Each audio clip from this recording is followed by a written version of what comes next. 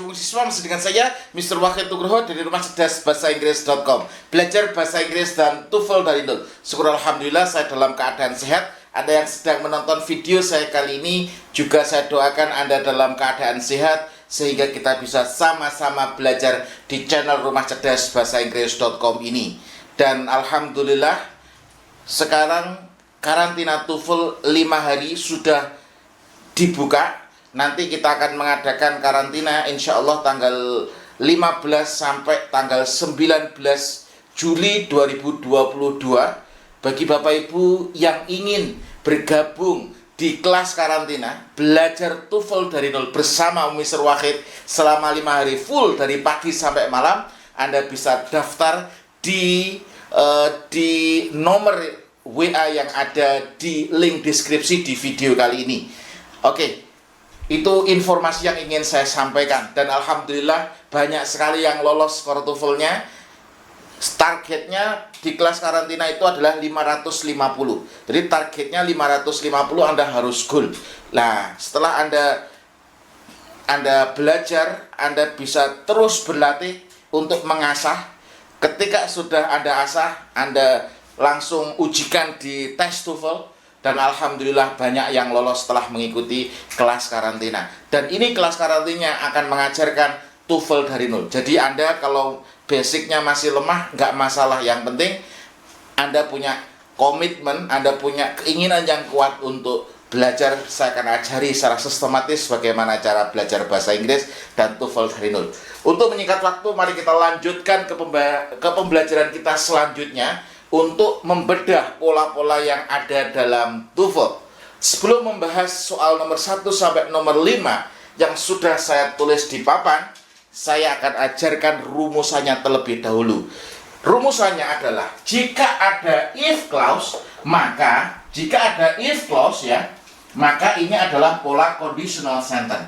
Ingat, ketika ada if clause, maka di situ adalah pola conditional sentence. Yang kedua adalah jika if clause berada di depan. Jadi if clause berada di depan atau di awal kalimat, maka harus ditambahkan koma. Ini nanti kita akan analisis ke contoh soalnya. Yang ketiga, conditional sentence tipe kedua. Di video sebelumnya saya sudah bahas di conditional sentence tipe pertama. Pada video kali ini adalah untuk conditional sentence tipe kedua. Untuk tipe kedua, rumusnya adalah if simple past, koma. Ingat, if simple past, koma. Karena if clause berada di depan, itu harus ada komanya. Diikuti dengan simple past future. If simple past diikuti dengan simple past future. Terus yang ketiga, yang keempat, untuk tipe kedua semua subjek pakai to be word. Ingat, semua subjek pakai to be word. Contoh, if I were you, I would receive her love. Jika aku menjadi kamu, tapi kenyataannya saya bukanlah kamu.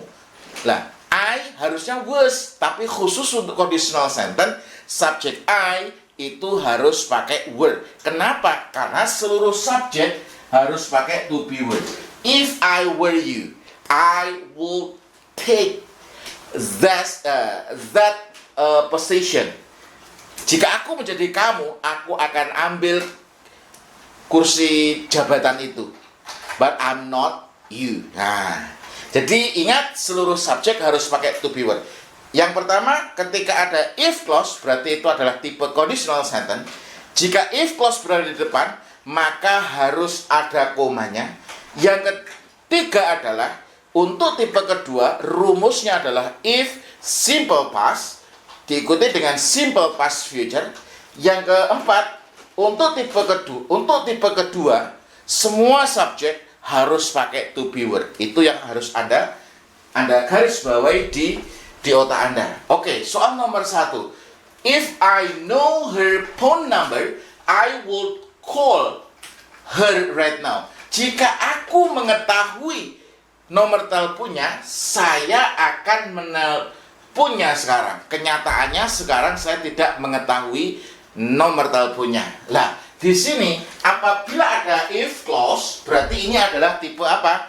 Tipe conditional sentence. Jika if clause berada di depan, maka harus ada komanya, ya toh? Kemudian kebetulan verbnya di sini, verbnya digarisbawahi, no, ya. No-nya digarisbawahi. Kalau digarisbawahi bisa jadi benar, bisa jadi salah. Lah, I will call her right now. Saya akan menelponnya sekarang. Menelponnya sekarang. Lah, di sini would-nya tidak digarisbawahi. Lah, would call ini hanya untuk menunjukkan bahwasanya would itu harus diikuti dengan verb one. Ini call itu verb one, berarti nggak masalah. Artinya would-nya tidak digarisbawahi di sini, berarti would call-nya dijadikan acuan. Lah, di sini rumusnya adalah simple past future. Simple past future. Jika di sini simple past future, if-nya harus diikuti dengan simple past. Berarti I knew. No, knew, no one. No, knew, no one, ya. Berarti yang salah yang mana, sir? Yang salah adalah yang A. Harusnya di sini simple past. Ingat ya, simple past harus diikuti dengan simple past future. If simple past harus diikuti dengan simple past future. Terus yang nomor 2. If it bla bla bla more humid in the desert of the southwest, koma. Nah, di sini ada if clause berada di depan, mesti ada komanya. Berarti ini adalah tipe conditional sentence. Nah, tipe conditional sentence. The hot temperatures. Nah, the hot temperatures ini adalah subjeknya would be unbearable. Nah, would be unbearable. Nah, di sini ini adalah apa? Simple past future. Kok ngerti ini simple past future? Will be. Nah, will be itu simple past future. Simple past future pasangannya adalah dengan simple past. Lah, berarti pasangannya simple past. Yang simple past yang mana? Yang A jelas salah, yang B jelas salah. Yang pas itu adalah apa? Yang C sama yang D. Yang C sama yang D, khusus untuk linking verb. Apa linking verb itu? Linking verb itu dijelaskan di buku konsep belajar TOEFL dari nol, bahwasanya verb yang berfungsi untuk menghubungkan antara subjek dengan complement. Lah, yang pas di sini adalah was sama were. Dan ingat bahwasanya di sini nomor 4 ada aturan. Untuk tipe kedua, semua subjek harus pakai to be were. Berarti yang benar yang mana? Kalau yang ini yang salah yang mana? Kalau ini yang benar yang mana? Ingat kata kuncinya, semua subjek untuk tipe kedua pada conditional sentence harus pakai to be were. Berarti yang benar adalah yang D. Kemudian soal nomor 3. If the oxygen supply in the atmosphere was not replenished by plants, it would soon be exhausted. Lah, kita tahu di sini ada if-nya, berarti ada tipe conditional sentence. Lah, di sini conditional sentence, if-nya berada di depan mesti ada komanya. Ingat, anak kalimat berada di depan ini mesti ada komanya. Lah, ini nanti disebut dengan adverbial clause nanti. Kita kalau di buku konsep belajar TOEFL dari nol, ini disebut dengan adverbial clause. Adverbial clause berada di depan, maka harus ada komanya. Adverbial clause yang berupa conditional sentence. Nah, di sini ya. Terus the oxygen supply, the oxygen supply-nya adalah sebagai subjeknya. In the atmosphere ini ada preposition, nah, preposition diikuti noun, berarti ini jadi adverb of place ya, adverb of place. Nah, was not replenished by plant. Nah, ini sudah jelas yang salah yang mana? Jelas yang salah yang B. Kenapa? Ini ada if clause. Kalau ada if clause berarti conditional sentence. Untuk tipe kedua, semua subjek harus pakai to be word. Makanya di sini nggak boleh was, tapi yang benar adalah were. Meskipun di sini kata gantinya it, gitu, the oxygen supply, persediaan oksigen, kata gantinya kan it. Meskipun kata gantinya it, karena ini adalah tipe conditional sentence tipe kedua, semua subjek harus pakai to be word, maka di sini harusnya were. Were not replenished by plants. It would soon be exhausted. Lah, kita tahu ini it would be, it would soon be. Ini adalah apa? Simple past future. Simple past future pasangannya adalah simple past. Nah, ini was replenished ini adalah simple past. Berupa apa? Berupa kalimat pasif. Rumusnya apa? Be plus verb 3 lah.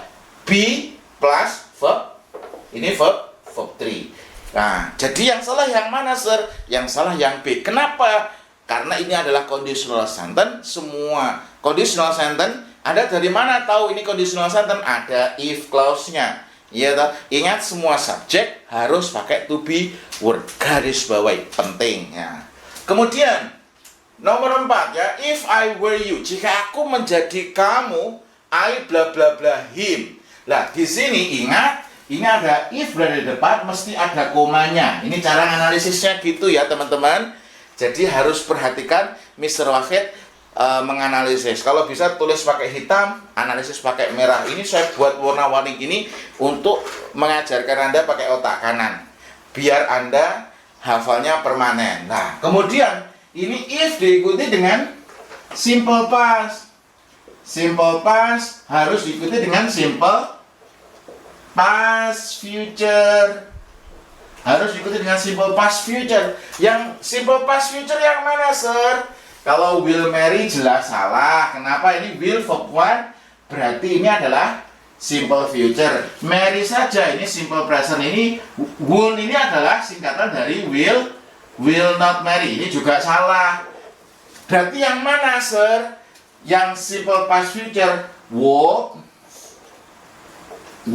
plus verb 1. Nah, jawabannya adalah yang A. Jadi if I were you, jika aku menjadi kamu, I would not marry him. Saya tidak akan menikahinya. Ini conditional sentence tipe kedua. But the fact that I am not you. Saya bukanlah kamu. Oke, soal terakhir ya, nomor 5. If I met her, koma, lah ini ada if berada di depan, mesti ada komanya. Lah, met, ini adalah verb 2 dari meet, ya toh? Meet, met. Balik bentuk kedua, berarti ini adalah simple past. If diikuti simple past, harus diikuti dengan simple past future. Oke, berarti yang salah yang mana? I would have told her about the real situation. Saya akan telah menceritakan kepadanya tentang situasi yang sesungguhnya. Berarti yang salah yang mana? Yang salah adalah yang B. Kenapa? Karena ini simple past. Pasangannya adalah simple past future. Lah, di sini would have verb 3, ini would have verb 3, ini adalah apa? Past future perfect. Berarti salah. Harusnya apa? Harusnya apa? Would tell her about the real situation. Jadi yang benar apa? If I met her, jika aku ketemu dengannya, I would tell her about the real situation. Di sini adalah simple past. Ketemunya simple past itu adalah simple past future. Past future would verb 1. Berarti would tell her about the real situation. Ini adalah pembahasan untuk conditional sentence tipe kedua. Semoga pembahasan ini bisa membantu Anda. Saya ingatkan lagi, ini bagi Anda yang ingin belajar dengan saya secara langsung, Anda bisa gabung di kelas karantina. Saya akan ajari Anda teknik-teknik bagaimana cara mengerjakan soal TOEFL. Tapi jika Anda tidak bisa, Anda bisa belajar dari e-course yang sudah saya buat. Di situ Anda bisa buka buku dan video pembelajaran yang sudah saya buat. Tapi kalau Anda mau belajar langsung, Anda bisa belajar di kelas karantina. Sekian video ini, semoga bermanfaat. Terima kasih.